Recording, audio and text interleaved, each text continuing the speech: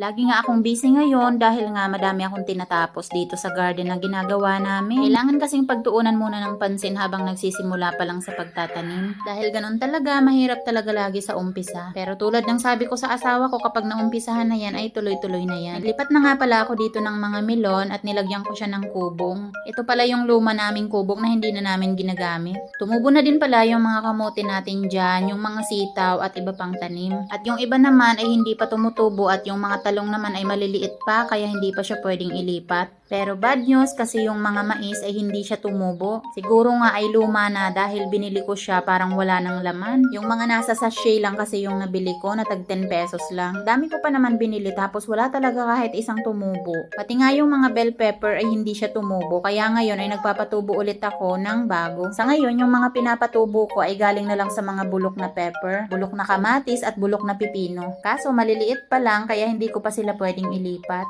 Pero sa lahat ng tanim ko ang pinakaiingatan ko talaga ay yung melon dahil nga gusto kong makapagpatubo nun kahit mga 2 piraso lang. Kaya sinakripisyo ko talaga yung kubo.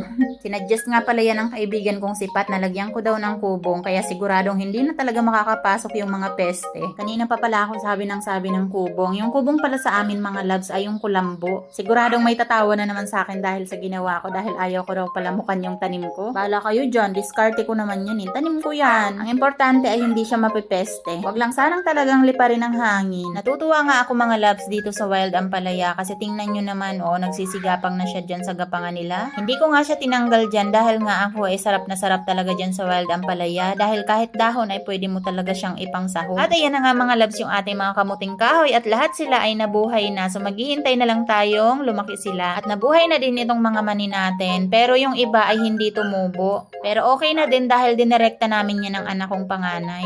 At lumalago na din itong ubi natin. Gumagapang na nga siya dito sa niyog. At madami din pala ako ditong mga pinatubo na aswete. Ayan at nagsidikitan pa nga sa pagtubo. 2 weeks na din pala simula nung nagpatubo ako ng mga pananim kaya nai-excite na talaga ako. Grabe nga ang sakripisyo ko dito kaya ang kapalit naman yan ay umitim talaga ako ng sobra. Kaya nga isip ko baka may makakita sa akin yung profile picture ko ay maputi tapos sa personal ay maitim. Bali na basta importante ay may nagagawa ako sa araw-araw. At dahil nga umulan-ulan ay mabilis tumubo yung mga damo at mas mabilis pa nga silang tumubo kaysa sa mga tanim ko. Kaya habang maliliit pa ay binunot ko na talaga baka lumaki pa sila ng sobra lalo na tong mga ganito gumagapang Inunahan pa talaga yung kamote sa paggapang. Pero yan ay inaasahan ko na talagang mangyayari yan. At hanggang dito na lang muna ang aking video for today. Thank you for watching mga loves. Andito nga pala yung aking mga videographer. Bye!